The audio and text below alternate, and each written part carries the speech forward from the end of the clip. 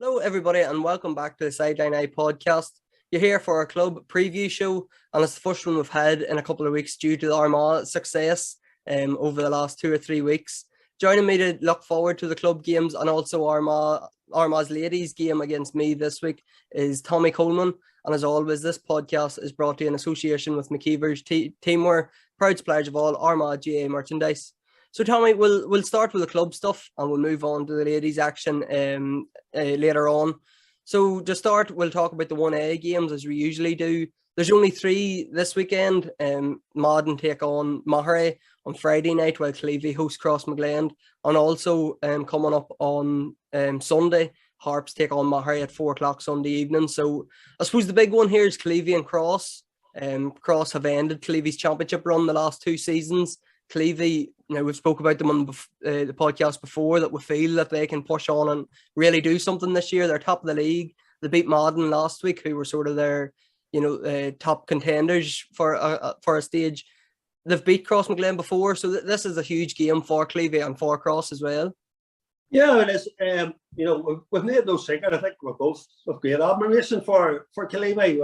We're looking forward to see what way they go this year in the championship. They've been nearly there this last couple of years. They're going really well after a shaky start to the league. I think that maybe 3 of the first 4 points, and from there on, they're going forward that wee bit more. They're moving that ball quicker, and I seen that night again. Also, was very impressed with them. I was very impressed with the pace that they had in the inside line, and when they got the ball moving very quick into there, they've done a lot of damage. We're up there last week. I was up there and I had a look at Cross.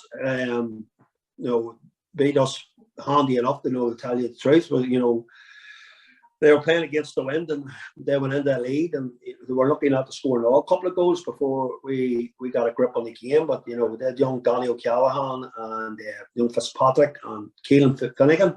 Them boys were flying. Jamie was up there. He, first 15 minutes, he was very prominent. Then he sort of drifted out of it. You could see that he needs, a few games under his belt there. But I'm sure the championship time comes around with them games and with the training, he'll be ready to go. But them young fellas in there flying around him, this has not been no easy match like for Clevie. But it'll be a real good test for them to show them just where they are at. I'm sure they'll want to lay down the mark and say, look, we're here, we mean business this year, and this is where we want to go. And they're to push on to win this one, they could very well go on and win this league. The way the results are going at the moment, this league, and I might have said this earlier, I don't know, but it could actually be won with 18 points. Certainly 20 will win it. There's no question about that there. 18 points, and you could go down with 12. It's just that they're tight of a league. So I would say Clevie gets, that was a good win again Madden. Also, top of the table clash, 2 teams going well. Madden had previously beat Clevie in the earlier rounds of the league, and they've come back now and they've won that one. So they're sitting there, they're in a real good position. Confidence is high, and I think they'll have a real good go at it. It's a makings of a good game. Cross, as I say there, they have some real good forwards. It's very impressed young Finnegan the other night. I thought he was very, very good. And then, of course, they've Oren at the back, and he's just being the general, marshalling the lads, getting the position and getting the ready. And, the more the game was going on, the more you could see the influence they had. The lads were starting to buy into it, and some of them young lads are still learning their way in the senior football. But we'll have somebody like Oren behind there directing them. They'll be difficult enough to break down. So it's got the makings of a great game, So, but Clevie again with home advantage, you might just give them the nod. I think a big thing for Clevie, certainly last week, Kieran O'Hanlon is obviously still on the county squad. I think he had an injury, so he's maybe out of contention a wee bit in terms of the county team when they're playing week on week. So he played for Clevie last week, and he's a super addition. Obviously, Tommy, we know what Kieran O'Hanlon has at county standard. At club level, like, he's a serious addition for Clevie. If Kieran would have been fully at himself, he was starting in the league, and if he wasn't starting, he was certainly coming in. So that's and you look at that team and the way that they're playing, and for him to be a lot, that's another player that has been lost out of out of the squad, the Armagh squad this year with injury. But it's great that he's getting in, and it's great that he's getting up there football. And he, as you say, he made a massive difference, an absolutely massive difference to Killedy. And then you like McCavill and all there to come back into that Killedy team too. So them boys are they'll be sitting very, very happy, you know, on the progression that they've made this year. And it's only Wayne's first year there too, so you know it's he'll be more than happy the way things have progressed. And there's loads of games this weekend. Tell me, there's games Friday night, there's games Sunday night, on Monday as well. But we're going to talk on Maher here in terms of 1A. They have 2 games coming up. They're out on Friday evening against Madden, and then they take on the Harps at 4 o'clock on Sunday evening. A huge weekend for Maher. There's no understating it here. They are bottom of the table. They have 2 huge games.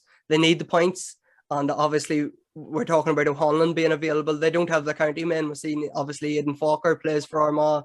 Kieran Higgins got game time the other day, so they're minus them couple of players, couple of experienced heads gone this year as well. So this is a huge weekend for Maher. Right, definitely. You know, Maher, the battle is so hard, and they always get themselves the results that they want. Now, I've heard through the grapevine that Staffy Cusack is back in training again. So, you know, I don't know why he's match fit or ready to go again, but he'd certainly be a great asset to them if he is back in. Certainly would need him, you know, to help them along here, to try and get them through this. I think it's critical that at least get one win out of these 2 games. If they don't, they're in big trouble. And you know, you look at the bottom end of that there league, the way things have panned out over this last couple of weeks from the last talk. Graham Moore's had 2 good wins. You know, they've got a couple of players back to beat Maher, and they also beat Cross. So they've pulled themselves from out of the bottom. They put themselves sort of into the middle. But you know, you have them on 7 points. You have ourselves, Drummond T on 6, and Maher on 4. And let's be honest, you have Drummond T who won that league last year. You have ourselves who won the championship. And you have Maher who won the championship in 2020. And at this stage, you know, there's at least maybe 1 out of them 3 are going to go down, if not 2. It's crazy. It just shows how competitive that league is. And you mentioned Great Moore. Great Moore is a perfect example. Like we were talking, you know, the last time we were on a couple of weeks ago, that they were in trouble. They needed to start picking up points, and suddenly I think they're 5th in the table after the 3 wins against Madden, Cross and Maher. So like they've just jumped up, and it's dog eat dog really at the bottom of that table. Like, yeah, you get them 2 or 3 players back, and the difference that makes to the team, you know, them Cures are good lads, and they hadn't been playing, and you know, you get 2 or 3 lads back like that from an injury, come back in, it makes a big difference. And that's where, you know, hopefully, you know, this other break that we'll have a couple of players back now for our next game, and hopefully we can dig out the results what we need. You know, with there's no, you know, I'm not going to say anything different. And we want to stay there. We need to stay there. That's where you want to be. You want to be in 1A. You don't want to drop. You know, and anybody says, well, it's okay if you drop it. I just don't believe that. You want to play in your top division. You not necessarily might want to win it. You know, you may have big ideas and you're looking towards a championship, but certainly nobody wants to go down. And you know, especially, you know, have been successful, and there's 3 teams that have had some sort of success over the last couple of years. And you know, you'd imagine that 2 out of 2, maybe out of, you know, at least 1 out of that 3 is going to go. We'll move down then to Division 1B, Tommy, and there's loads of games here, and we just don't have time to cover them all. I'll just read through them here. Clondegale and Pierce Oaks on Friday night. Ballymacnab versus Cullyhanna. Sarsfields and Carrickcruppen and Grange versus Mullabawn. They're all Friday night games. On Sunday, Sarsfields take on Cullyhanna and Carrickcruppen meet the Grange. And then on Monday night, Ballymacnab host Pierce Oaks. So there's 7 games. There's loads of points up for grabs this weekend in Division 1B. And a bit similar to 1A, we're going to touch on the bottom of the table, and we're going to talk about Cullyhanna, who have 1 point currently and are at the bottom of the table. Now, we've said before in this podcast, there's probably no team affected more by Armagh's success than Cullyhanna, and they're just unfortunate that they don't have any squad members as such. They have 3 men that are in the top 20 players in the county, and Jason Duffy, Aidan Nugent and Ross McQuillan, and then Kieran McKeever, obviously part of the management as well. So similar to Maher, this is a huge weekend for Cullyhanna. They have 2 games. They've Ballymacnabb on Friday night and they've Sarsfields on Sunday, 2 away games. It's a huge weekend for them and they need to start picking up points. They definitely need, they need to win at least one, if not 2, because we keep saying we'll go back to 1B. 3 teams go down out of here. So they go to Sarsfields on Sunday. Sarsfields playing really, really well. They have a tremendous one up in Silverbridge. That's a mighty win. To go to Silverbridge and win, it's not easy. And to go and to do that, and Cullyhanna to go down to Sarsfields on Sunday to try and get a win. And you know what? That's a big ask. And then to play yourselves, to go to these on the Friday night. It's just hard to see where they're going to get them scores. They have suffered badly. They're not that bad a team. They have some great quality players, but when you take a look at Aidan and Jason, the 2 boys are playing out. They're absolutely flying out of the skin. Jason Duffy in particular was absolutely, after rain, was right up there with man of the match materials. He was absolutely superb. And then you've Ross, who has been injured, but he's coming back, and he's in the 26, and he's a terrific player when he gets flowing. But you take them 3 lads out of Cullyhanna, you take them 3 lads out of any team, and where would the county be if you took both Aidan and Jason out of it at the moment? I'm not starting. You'll be going, what the hell? What are we going to do? So you'll only have something for Cullyhanna. But hopefully, maybe Kieran McKeever will be able to get one of the days off or whatever, and maybe get in to get them a pull out and try and get a couple of points on the board. But it's a mighty ask. The only thing you could say is that the only point that they have got, I think, was against the NAB, wasn't it? In the first game. So maybe they'll give them a wee bit of confidence out of that. And maybe they'll go and hopefully maybe get something on the board. On Cullyhanna, like a lot of teams this weekend, Tommy, they have 2 games in the space of 3 or 4 days. Like it's a huge weekend for teams trying to get points, but just in terms of recovery and trying to fit training in this week and everything, it's just a massive ask for a lot of teams that are down county men, down injuries, suspensions, whatever else, that you have to play, say, 2 games in 3 days. That's why, how they expected to do it. But I see Crafty Barry and Paul Rouse, I see they got the match going on the Monday night, so they at least got that extra day. They have 2 boys nothing to learn. Their own man. So they haven't, but they got the game on Monday, and maybe if some of the boys might have thought if it would have been suitable, could have maybe got the match maybe moved to Thursday on a Sunday, just to give the boys that extra day. Because you're going there, you're going full tilt out on a Friday, you're 1 day recovery, and then you're going back. And as you say, squads that have played it and stuff now at the moment, and it's a big loss. They're Sarsfields and Cruppen, they both have to do the same thing, so it's going to be a thing. It's going to be a big ask. And the Oaks, well, they're the same as what yourselves. They're going to go Friday and Monday. That Crews play the Oaks on Monday, but it's an awful lot. It's an awful demand on lads. Years ago we wouldn't have thought nothing of it, but it's in the way the game's played and the hits and the intensity of it. It's a big ask. And just before we move on to the Intermediate League, I just want to touch on Mullaghbone. They have a big game this weekend. If they can beat the Grange, they move up into 2nd place, I think, going by the league tables. Mullaghbone maybe just coming in under the radar. I have to admit I haven't seen them yet. We haven't played them and I haven't got seen them yet. I know a good few of their players. We've spoke about their forward line before, Tommy, the likes of Shay Loy, Eddie English, Owen McDonnell. They have good forwards. They have good players. They're going down to the Grange. Now, I know the Grange is a tough place to go and they'll not give anything soft. So this could be a real cracker of a game on Friday night. Yeah, this game there, Grange is it is a very difficult place to go to. Them boys will get, and you take it that they're down Ethan and Justin. But if the Grange have everybody else out, if the totals are there, along with the mechanics and stuff, their forward line can be lethal. They can be every much as lethal as what Mullaghone's can be. And say the pitch, when you go to the Grange, the pitch is a bit tighter. You just don't have a lot of their space, and they're able to compact their defence and to make things very, very difficult to you. But you're right, Mullaghbone are a lovely footballing team when they get going, and they play a lovely brand of football. And we had a couple of great games with them last year. Just went toe to toe from end to end. There was no real defensive real structure to it. It was just moving the ball quick, trying to get it in as well as you can. When you have the forwards supposed to put that both teams had there last year, that's the way you do it, and that's the way they'll play. So they're great. They're a lovely team to watch, and this doesn't make us for a great game.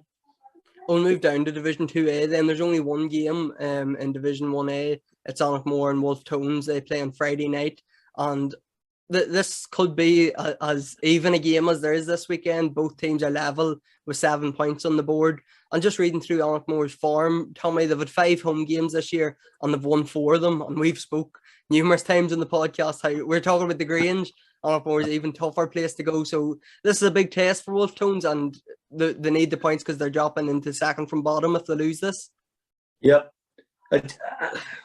Even at this early stage, this league is a nightmare to predict. Like, and I suppose, you should never do it. But, really and truly, you're looking at this game here, and, whoever wins this one would, could be take a favourite sack, maybe to stay there. Alec Moore, like I said, beat St Paul's the other night, who was riding high. I watched the Tones playing the Peters the other week.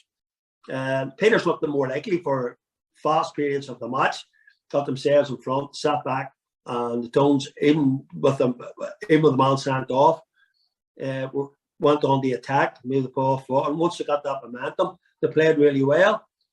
So again, it's just going down like more. If you've been playing out in the Tones, you would say, well, you would probably edge towards the Tone. But when you're going to hit Donnick Moore, anything can happen here. Like, and I would never, I wouldn't back against Donnick Moore in their own field against anybody, I tell you the truth.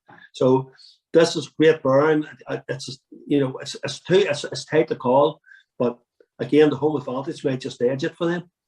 It's a league there where you're just sitting, and as I said, they're coming up there in the air. They've near 3 quarters of the league done. They've only 12 games. And the game, most teams played 8 matches, 9. I think Alec Moore's played 9.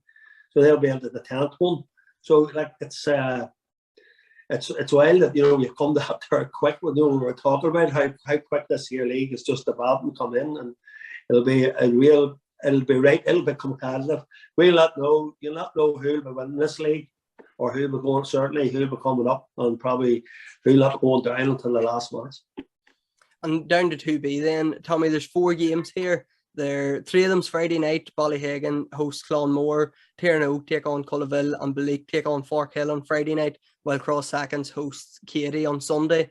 Probably the game of the week is Tiernoak against Cullaville, but we're not going to start there. We're going to start with Balik, who have shot to the top of the table with a huge win over Cullaville a couple of weeks ago there. They take on Forkhill, who are obviously minus their county contingent. It's a repeat of the 2020 junior final that went to a replay, went to extra time, and Forkhill eventually won out. But Blake have been flying. They're probably the success story so far of all the leagues. And this is another opportunity just for them to get 2 points on the board. Yeah, their win against Cullaville was phenomenal to go there and to win. It just shows. We did say it's going to be the acid test for them the last day, and just come from junior, what way they're going to compete at intermediate level, and there's no credit. They're going to be right up there with it. They bridged that gap. A few weeks ago we were talking about not only Cullaville winning this league, but we're also talking about Cullaville being live wire, championship potential, and for Blake to go to Cullaville and to win. It was just brilliant, and it must, it's a credit to all the work, to everybody involved with Blake and what they're doing there. It's fantastic. They're probably the only unbeaten side in the league, so that maybe Derry News has not been beaten either, but I'd say that everybody else has, and they've dropped 1 point. It's absolutely been phenomenal for them. Can't speak highly enough of what's going on there. It's brilliant. And probably the game of the week in that division is actually Tiernoak and Cullaville. They're 2 teams pushing for promotion. I think they're 2nd and 3rd in the league. The only time Tiernoak has been beat all year was to Cullaville. So they have them at home now on Friday night. So this is another big game in Division 2B. Well, yes, as I said, Tiernoak had more to learn than Cullaville from that last game, and Tiernoak had a player sent off after 10-15 minutes. that day. So they played the majority of the game with 14 men. Because they're so young a side, they've been growing and they've been developing as they go along. So I would expect this match to be a lot closer this time round, and it's very, very, very, very difficult to call. Turning out at home again, just might just have enough for Connell. You just don't know. I don't know what Connell's playing with a full pack here or not at the moment. There was a couple of guys injured and what the score is, but they'll need to have everybody there available if go to Portadown to win. And down into Division 3 then, tell me again, loads of games on here, so we can't touch on them all. On Friday night, Calevi hosts Clady, St Michael's take on the Summon, Mullabrack meet Thomas Davis, Dorsey take on Armagh, and O'Hanlon's host Middletown. Then on Sunday, it's Clady versus Mullabrack, and Portmore taking on league leaders Downhouse. Well, the one that stands out here is St Michael's and the Summon, two teams that probably, when we were talking about the promotion pushers at the start of the year, we were thinking Downhouse, Middletown, Armagh. St Michael's probably not as surprising, but someone have shot right up there. I think they've won 6 of their 9 games or something like that. So this is a massive 2 points in offer for two teams that we weren't expecting maybe to be at this at the top of the league at this stage of the campaign. No, we'd prefer to say, and with no disrespect to the Summon, St Michael's was one of the ones we say would put the potential in the round there.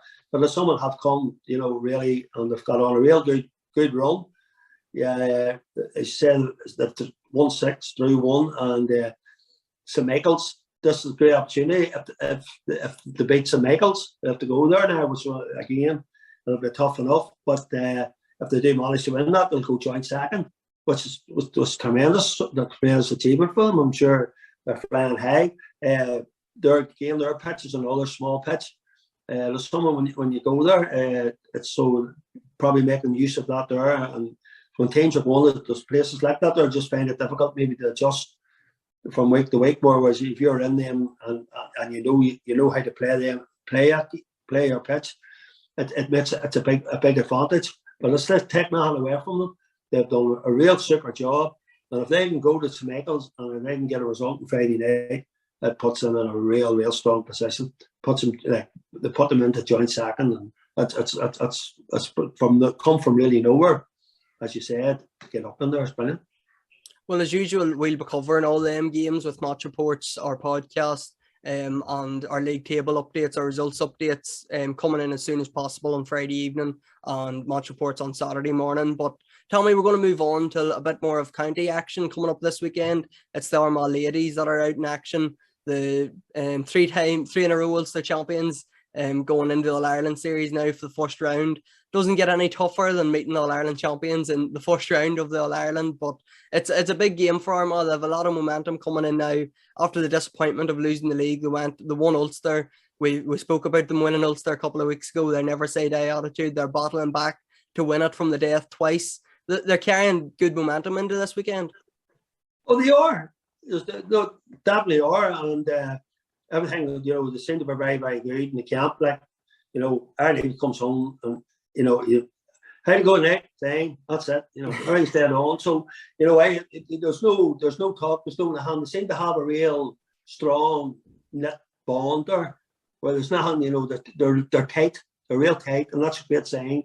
There's no real big lot of information coming out there whatsoever. And they'll work the way they have, and the way the few of last year. Meath was a surprise package last year. Armagh would have went into that game as slight favourites. They would have been away. We knew Meath would have been an improving team, but nobody would have thought they were where they were and what they were at. And they sort of caught Armagh. They so best caught Armagh on the hop last year and won out and won the match well. And other teams that can eventually through and play the rest of them, they're all actually not doing that again, but they did. And it's I think everybody initially was delighted that to see an old team coming through and having that breakthrough. But I'm looking at them now and I'm finding it very difficult. The way they set up and the way that they play. And for me, ladies football was very, very pure, and you know, it was played on most teams played on the front foot, and they went at it, and it was great brand of football to watch. That's what the GAA was about.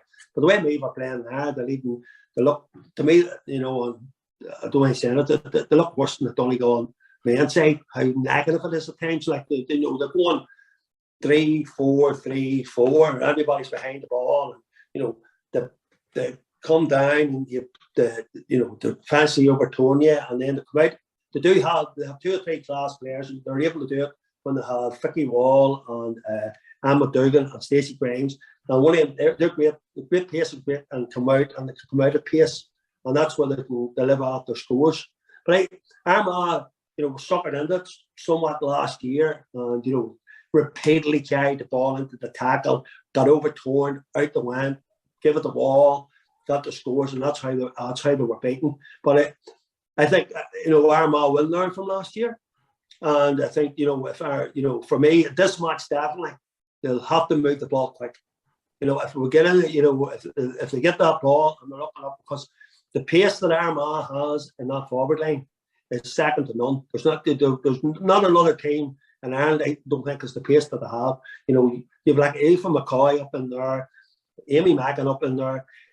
They'll win ball. They'll be watching. You know, they'll be watching Amy. They'll double. Amy will doubly marked. There'll probably somebody else in front. But if, you know, even if Amy could be used as a decoy, and Aoife and the ball through at the horn, because she's quite capable of winning games on her own as well. You know, they're tremendous. We'll have there's great forward line and there's great pace, but that ball will need to go quick, because if it doesn't go quick, Sean, they'll just fall back. And they fall back like it's just like Lane's battalion. It's hard to watch, and they're well drilled in it now. There's no question about it, but it's just line after line, and then once you get back, they might leave one person up around the middle, but the other 3 will drop back in, and they'll go back into the next line in behind, and that's what they keep doing. Eventually, they're all sitting into the 20 in behind the 21-yard line in the scoring zone, and they make it very, very difficult for anybody getting through. I think the big thing last year, Tommy, was Armagh only had a week to prepare for Meath after the group stages. Then it was straight in the quarter final. They only had a week to prepare, and like, as we know, a week is very little once you're coming up against a team that you're not really sure about. They've had that was last August, I think. They've had all year to think about that. They know, I'm sure they're carrying hurt from that game. They know what to expect now, and you would imagine that. I'm not putting pressure on them that they should win, but at least they know what to expect now. They know how Meath's going to set up, and they can be mentally prepared for it. Yeah, well, it's a great test for them, you know, because you know, if you want to win it, you're going to have to beat the best anyway. So you know, Monaghan's come off the back there, or the Meath's come off the back of a good win against Monaghan there last week, 113 to not 1-1, and Eamon Worry, the Meath manager, was giving out about how negative Monaghan was, which I found, you know, to me, is this man for freaking real? Is he? You know, it's the whole game is based on it. And I'm just hoping that somebody else comes out in the pack and wins it with a bit of, good flow on and attacking football this year. Because I don't want to see the ladies' game going while the men's game went there for a while. And it's just great. So, you know, they're coming in with content, they'll be looking at it, you know, the way the ladies are set up. There's 2 teams that are going to go through each group stage. So they've known more or less that, you know, they're probably, with that win, they're more or less through the next round of the qualifier. So I know what way they'll approach that game with Armagh. I don't know whether they'll show their whole hand or not. Maybe give a couple of the other girls, maybe give them a start. Reverse it around, because it is only a week's turnover. Maybe a couple of girls, taking a nap or 2. So it'll be interesting to see what way they feel out and what way they approach it. But I think Armagh go for it, get the win, and push on. And you know, you're right. Like, you know, if they don't win, they don't win. But at least if we learn from last year, and they are moving the ball quicker, and we get in there closer, I think it'll go far away. And Tommy, just before we finish up, we'll have to talk about Blaine Mackin. She's obviously been snapped up by an Australian Aussie rules team. That news broke this morning. I don't think anybody can begrudge her. A huge opportunity for her, especially the last couple of years we've had with COVID and everything, that she's getting a move down under. But the big thing, I suppose, this year for Armagh is she's staying and she's finishing out the All-Ireland campaign before she moves down to Australia. Yeah, I was talking to her the other night.